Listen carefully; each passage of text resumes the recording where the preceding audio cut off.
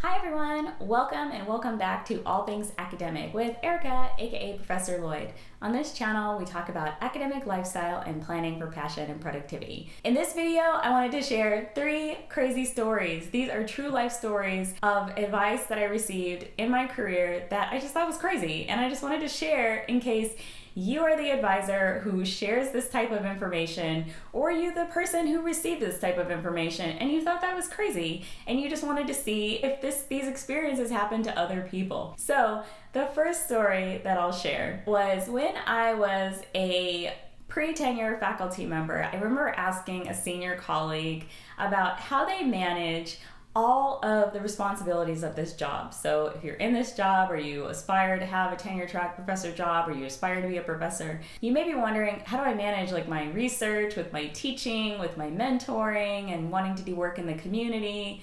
I did a whole video about work-life balance. I asked a senior colleague, how do you manage all of that? Just how do you manage life? And my senior colleague said, oh, you just hire help. Hire help to do everything that you don't want to do, including watching your kids, and cleaning your house, cooking for you, just hire help. And that answer just felt incredibly non-satisfying to me. It implies that we all have financial resources to be able to outsource our work, which if you do, congratulations. And I absolutely believe that we should, get help in the areas that we need. I have friends that do food delivery service, they do food prep. You do what you have to do to, survive and maintain your wellness and your mental health, your physical health, your self-care, and spend time with friends and family and manage, the responsibilities of the job. But to share that the only way that you can manage this job is to hire help, I think implies a sense of privilege. So I just thought that response was so probably well-intended, but just not realistic or feasible for everyone. So when you're thinking about giving that type of advice, maybe think about that not everyone shares the same financial situation. The second crazy story that I wanted to share was, interestingly, also pre-tenure. I feel like all of these experiences happened to me pre-tenure. But the second story, I was in a mentoring group of people that were, pre-tenure and wanting to get some career development and research support. And we asked a senior colleague, how do you manage microaggressions? And to get ready, because I'm going to do a video in the next couple months about how I recommend people manage microaggressions, which are those subtle slights and insults directed towards people that are often marginalized due to race or ethnicity or gender or many other dimensions of our identity. But we asked this senior person, how do you manage microaggressions?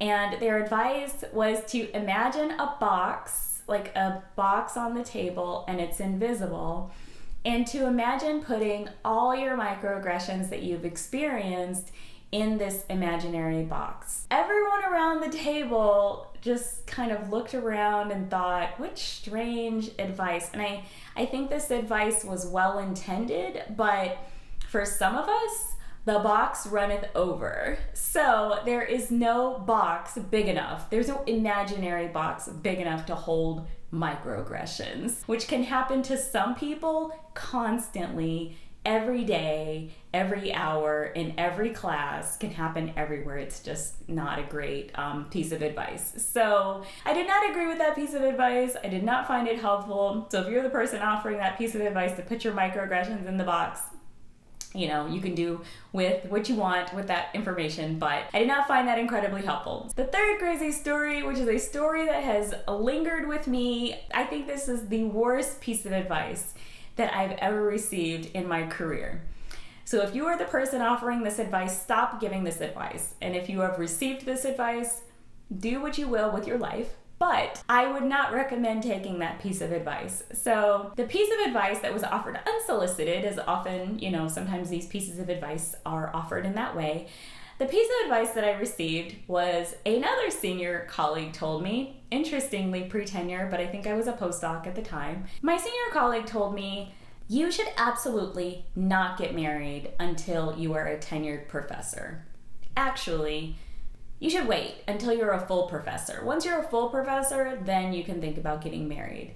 And I thought that piece of advice was so bizarre that it implies that we should wait, really for our lives, wait to live our lives until we've reached a certain level of success in our careers. And if you're an academic and your goal is to get to tenure, which can take anywhere from 5 to many years. If you change institutions or many things, it could take anywhere from 5 to 10 years. And then all the way to full professor, which I've heard it taking some people 15, 20 years, and some people never make full professor. So if the goal is to put your life on hold until you make it to full professor, hey, if that's your goal in life and that's the number one priority for you, by all means, follow that piece of advice, right? Because if that's the thing that you want, then you should go after it and not worry about other things.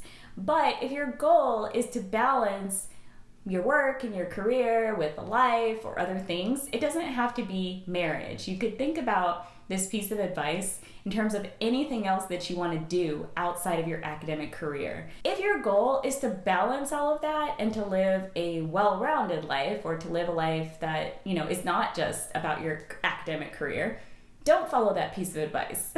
You should absolutely live your life and do all the things that you want to do while you're on your path to tenure, including having children if you want to, not having children if you don't want to, getting married or traveling or doing many things. So you really have to plan your life, which is why this channel is about academic lifestyle and planning for passion and productivity, not just planning for productivity. So do not follow that piece of advice if academic career is not your singular focus in life. So I hope these 3 crazy stories were interesting or inspiring. If you like these types of crazy stories, if you'd like me to spill a little bit more academic tea, go ahead and give this video a like, subscribe, and share to join us on the journey as I talk about more crazy academic things. But I'm really excited to go into summer, and I'm excited that the channel is growing because I'm excited to share more content with you all. So post in the comments below if there are topics that you want me to talk about.